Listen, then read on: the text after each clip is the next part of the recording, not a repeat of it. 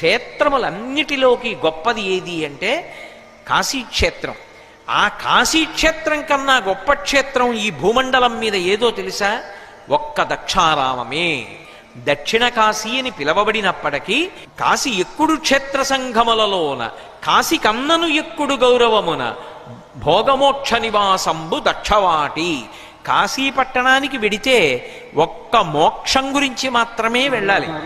కానీ దక్షారామ క్షేత్రానికి ఉన్నటువంటి గొప్పతనం ఏమిటంటే అసలు దక్షారామ క్షేత్రంలో మోక్షానికి మోక్షము లభిస్తుంది.